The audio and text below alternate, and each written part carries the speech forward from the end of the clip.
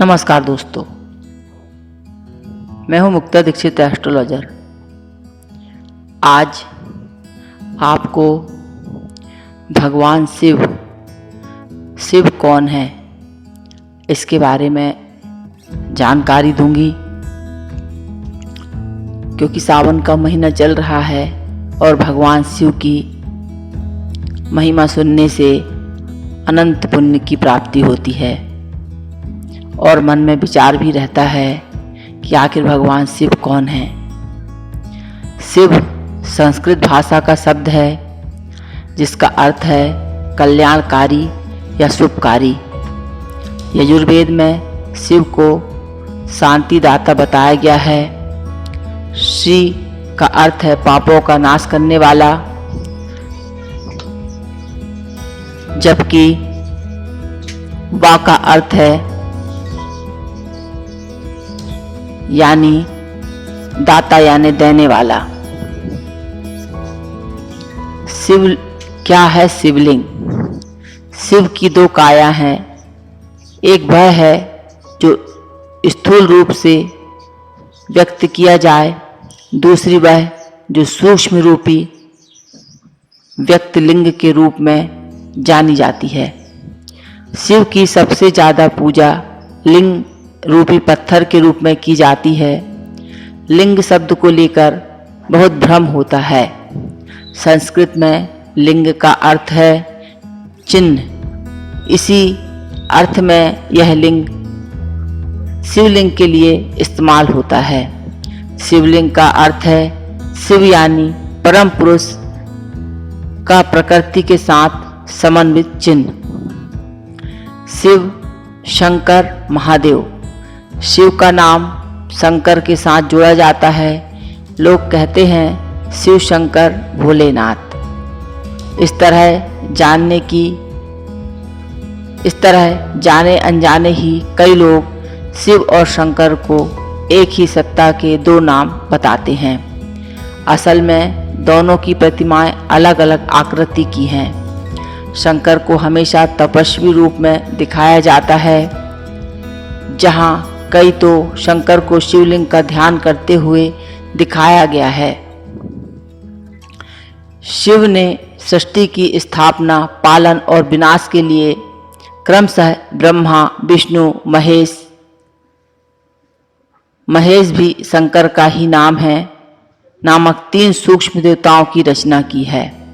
इसी तरह शिव ब्रह्मांड के रचयिता हुए और शंकर उनकी एक रचना। भगवान शिव को इसलिए महादेव भी कहा जाता है। इसके अलावा भगवान शिव के 108 दूसरे नामों से भी जाना जाता है और 108 नामों से भगवान शिव की पूजन भी की जाती हैं जो प्रचलित हैं। अर्धनारीश्वर क्यों? शिव को अर्धनारीश्वर भी कहा गया है। इसका अर्थ यह नहीं है कि शिव आधे पुरुष ही हैं या उनमें संपूर्णता नहीं। दरअसल यह शिव ही हैं जो आधे होते हुए भी पूरे हैं।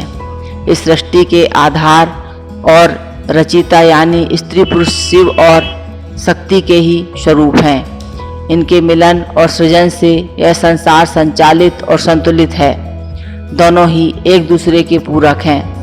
नारी प्रकृति और नर पुरुष प्रकृति के बिना पुरुष बेकार है और पुरुष के बिना प्रकृति, दोनों का अन्योन्य आश्रय संबंध है। अर्धनारीश्वर शिव इसी परस्परिकता के प्रतीक हैं। आधुनिक समय में स्त्री पुरुष की बराबरी पर जो इतना जोर है, उसे शिव के इस स्वरूप में खूबी समझा जा सकता है। यह बताना है कि शिव जब शक्ति युक्त होते हैं तब सभी समर्थ होता है। शिव के अभाव में, शक्ति के अभाव में शिव न होकर सब रह जाते हैं। अर्थात जब शिव से मात्रा निकाल दी जाती है तब सब हो जाते हैं। इसलिए शास्त्रों में कहा गया है शिवा शक्तिया युक्तो यदि भवति। शिव शक्ति से युक्त हैं। नीलकंठ क्यों? अमृत पीने की इच्छा से जब देव दानव बड़े जोश और वेग से मंथन कर रहे थे। तभी समुद्र से कालकूट नामक भयंकर विष निकला। उस विष की अग्नि से 10 दिशाएं जलने लगी। समस्त प्राणियों में हाहाकार मच गया। देवता और दैत्य सहित शिव, मुनि, मनुष्य, गंधर्व और यक्ष आदि उस विष की गर्मी से जलने लगे। देवताओं की प्रार्थना पर भगवान शिव विषपान के लिए तैयार हो गए। उन्होंने भयंकर विष को हथेलियों में भरा और भगवान विष्णु का स्मरण कर उसे पी गए। भगवान विष्णु अपने भक्तों के संकट को हर लेते हैं। उन्होंने उस विष को शिव जी के गले में ही रोककर उसका प्रभाव खत्म कर दिया। विष के कारण भगवान शिव का कंठ नीला पड़ गया और वे संसार में नीलकंठ के नाम से प्रसिद्ध हुए। भोलेनाथ। शिव पुराण में एक शिकारी की कथा है। एक बार उसे जंगल में देर हो गई। तब उसने एक बेल वृक्ष पर रात बिताने का निश्चय किया। जगे रहने के लिए उसने एक तरकीब सोची। वह सारी रात एक एक पत्ता तोड़कर नीचे फेंकता रहा। कथा अनुसार बेल के पत्ते शिव को बहुत प्रिय हैं। बेल वृक्ष के नीचे एक शिवलिंग था। शिवलिंग पर प्रिय पत्तों का अर्पण देखते हुए शिव प्रसन्न हो उठे, जबकि शिकारी को अपने शुभ कर्म का कोई एहसास न था। उन्होंने शिकारी को दर्शन देकर उसकी मनोकामना पूरी होने का वरदान दिया। कथा से यह बात साफ है कि शिव कितनी आसानी से प्रसन्न हो जाते हैं। शिव की महिमा ऐसी कथाओं और बखानों से पुराणों में भरे पड़े हैं। शिव स्वरूप। भगवान शिव का स्वरूप जितना विचित्र है उतना ही आकर्षक भी है। शिव जो धारण करते हैं उनके भी बड़े व्यापक अर्थ हैं। जटाएं। शिव की जटाएं अंतरिक्ष का प्रतीक हैं। चंद्रमा मन का प्रतीक है। शिव का मन चांद की तरह भोला भाला, निर्मल, उज्जवल और जागृत है। त्रिनेत्र। शिव की 3 आँखें, इसलिए इन्हें त्रिलोचन भी कहते हैं। शिव की ये आँखें सत, रज, तम तीनों गुणों, भूत, वर्तमान और भविष्य, स्वर्ग, मृत्यु, पतन तीनों लोकों का प्रतीक हैं। सर्पहार। सर्पहार जैसा कि हिंसक जीव शिव के अधीन है। सर्प तमोगुणी व संहारकारक जीव है, जिसे शिव ने अपने बस में कर रखा है। त्रिशूल। शिव के एक हाथ में मारक शस्त्र है। त्रिशूल भौतिक, दैविक, आध्यात्मिक इन तीनों तपों को नष्ट करता है। डमरू। शिव के एक हाथ में डमरू है, जिसे वह तांडव नृत्य करते समय बजाते हैं। डमरू का नाद ही ब्रह्म स्वरूप है। मुंडमाला। शिव के गले में मुंडमाला है, जो इस बात का प्रतीक है कि शिव ने मृत्यु को वश में किया हुआ है। छाल। शिव ने शरीर पर व्याघ्र चर्म यानी बाघ की खाल पहनी हुई है। व्याघ्र से हिंसक और अहंकार का प्रतीक माना जाता है। इसका अर्थ है कि शिव ने हिंसा और अहंकार का दमन करके उसे अपने नीचे दबा लिया है। भस्म। शिव के शरीर पर भस्म लगी होती है। शिव लिंग का अभिषेक भी भस्म से ही किया जाता है। भस्म का लेप बताता है कि यह संसार नाश्वर है। वृषभ। शिव का वाहन वृषभ है, यानी बैल। वह हमेशा शिव के साथ रहता है।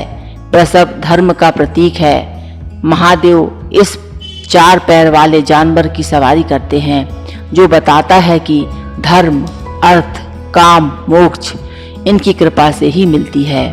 इस तरह शिव स्वरूप हमें बताता है कि उनकी रूप विराट और अनंत है। उनका रूप विराट और अनंत है। महिमा अपरंपार है। उनमें ही सारी सृष्टि समाई हुई है।